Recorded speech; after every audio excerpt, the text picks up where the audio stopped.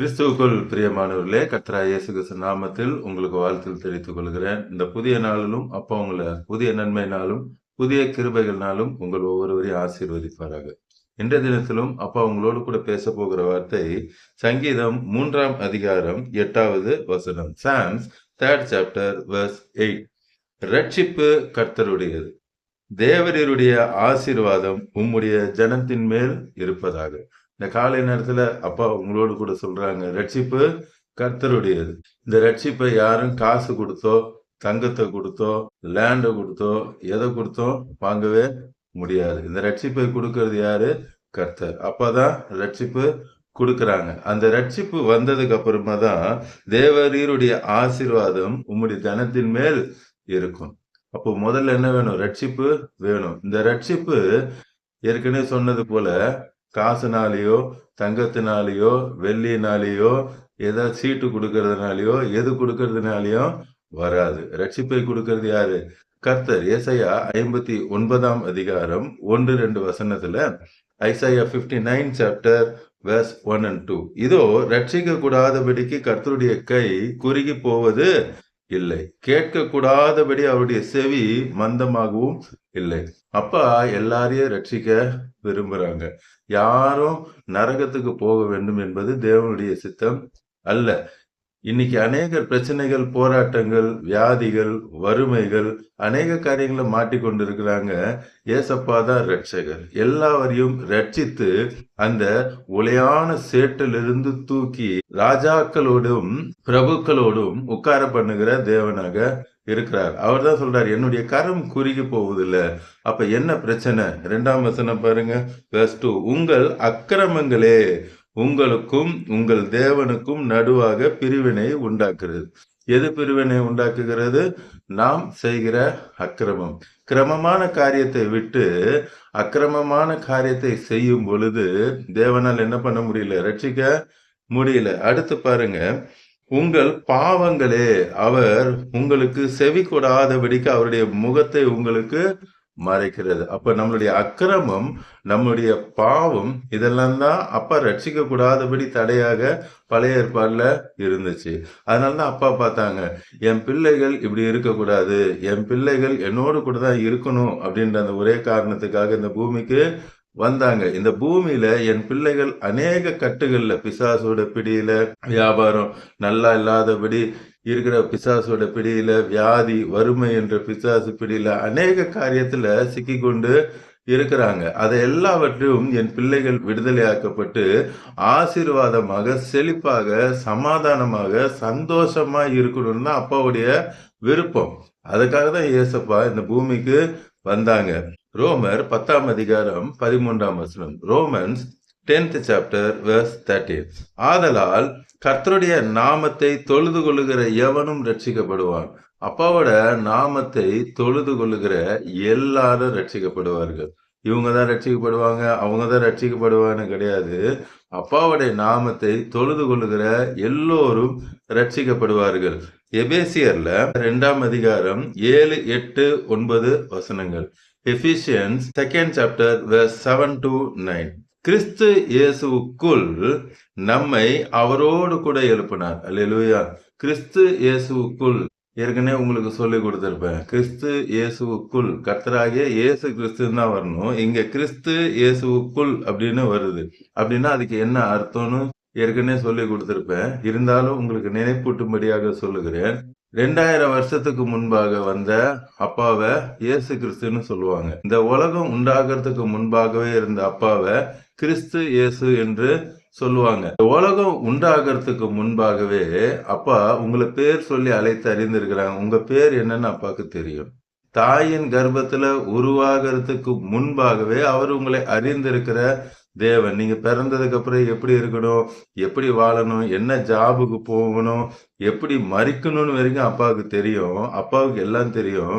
ஆனா நம்ம அப்பாவுடைய சித்தத்துக்குள் நாம் செல்லும் பொழுது, வேதத்தை அதிகமாய் தியானித்து அப்பாவோட வழியில நடக்கும் பொழுது அப்பாவுடைய சித்தம் உங்க வாழ்க்கையில நிறைவேறத காண்பீங்க. இல்லைன்னா பிசாசோட பிடியில போய் அப்பா வைத்திருக்கிற நன்மைகளையும் ஆசீர்வாதங்களையும் சுதந்திரிக்காம போகும்படி பிசாசு செய்திருவான். அப்பா எல்லா நன்மையும் வச்சிருக்காங்க.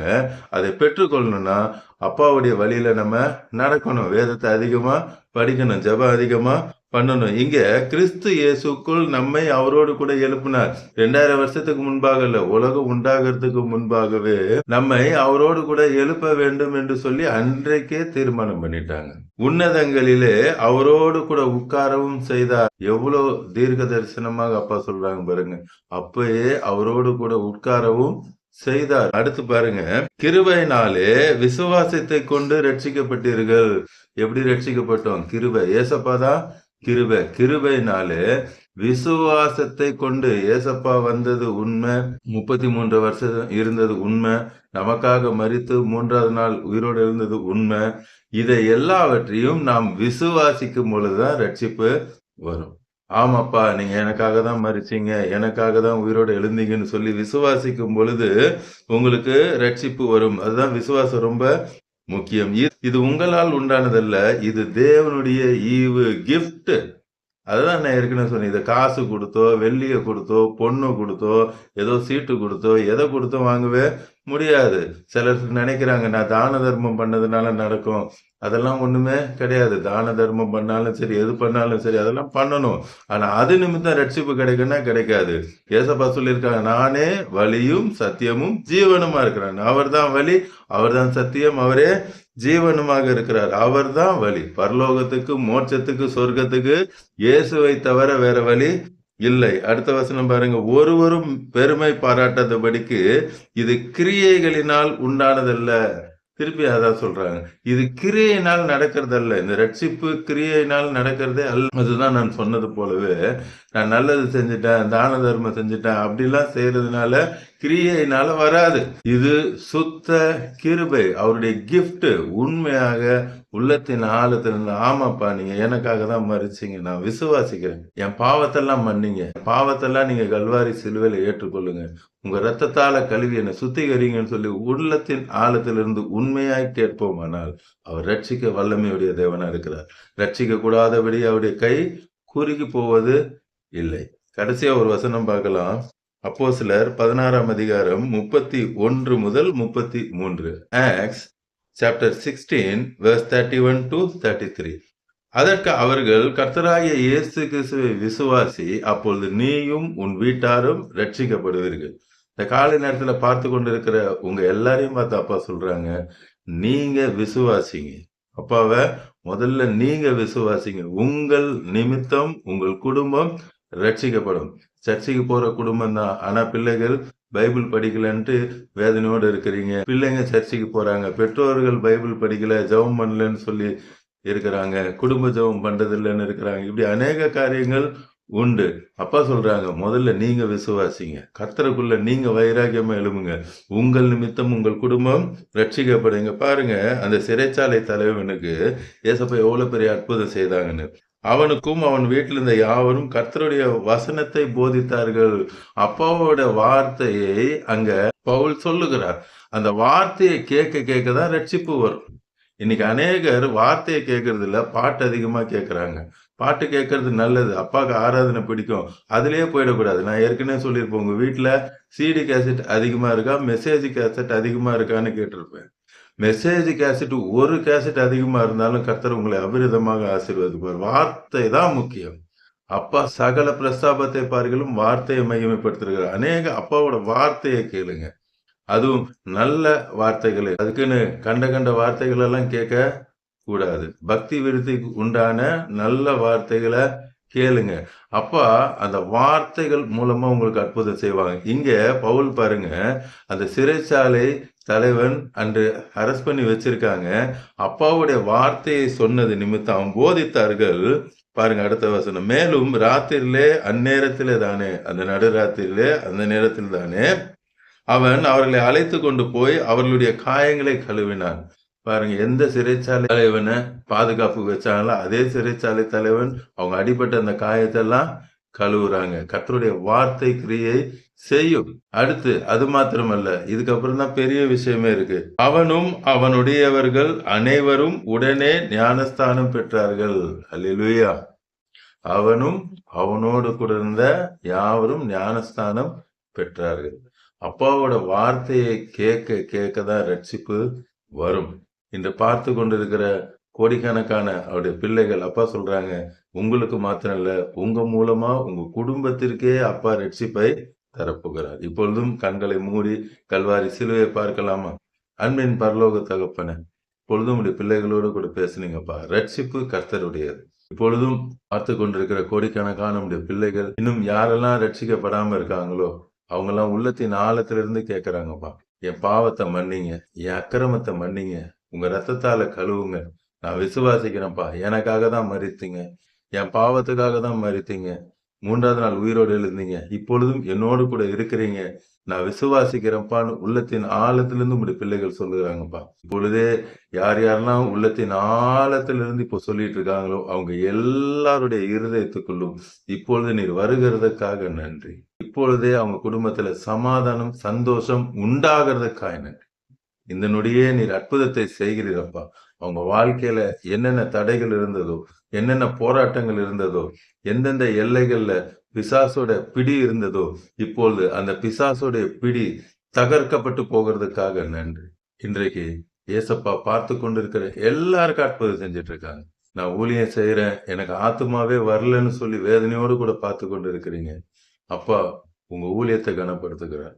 உங்களுக்கு ஆத்துமாக்களை கொள்ளை பொருளாக அப்பா தரப்போறாங்க. இன்றிலிருந்து உங்க ஊழியத்துல ஒரு வித்தியாசத்தை காண போறீங்க.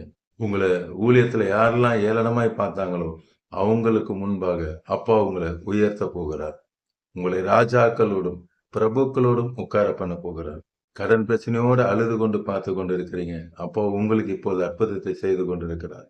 உங்க கடன் பிரச்சனை எல்லாவற்றையும் மாற்றீங்க. நீங்க அப்பா கிட்ட ஒப்பு கொடுத்தது நிமித்தம் இனி நான் கடன் வாங்க மாட்டேன்பா, நான் உங்களை தான் நம்பி இருக்கேன், எனக்கு அற்புதம் செய்யுங்க, நான் இனி மேலும் மேலும் கடன் வாங்க மாட்டேன், ஒரு கடன் அடைக்க இன்னொரு கடன் வாங்க மாட்டேன், எனக்கு உதவி செய்யுங்கன்னு அப்பாவுடைய பாதத்துல சாஷ்டாங்கமாய் விழுந்த உங்களை பார்த்து தான் அப்பா சொல்றாங்க, நீ அநேக ஜாதிகள் கடன் கொடுப்பாய், நீயோ கடன் வாங்காதிருப்பாய். இன்றிலிருந்து அதை பார்க்க போறீங்க. உங்க கடன்கள் எல்லாம் முடிய போகிறது. அதே போல யார் யாரெல்லாம் மரண தருவாயில இருக்காங்கன்னு சொல்லி நீங்க அவர்களுக்காக ஜெபித்து கொண்டு இருக்கீங்க. இப்பொழுது அப்பாவோட வல்லமை இறங்குகிறதற்காக, அவங்க ஐசியூல இருந்தாலும் சரி, ஆக்சிடென்ட் நிமித்தம் நொறுக்கப்பட்டு போனாலும் சரி, இப்பொழுதே அப்பாவோட சுகமளிக்கும் வல்லமை இறங்குகிறதற்காக, அப்பாவோட ஜீவன் இறங்குகிறதற்காக இந்த நொடியே நீர் சுகத்தை தருகிறீர் அப்பா.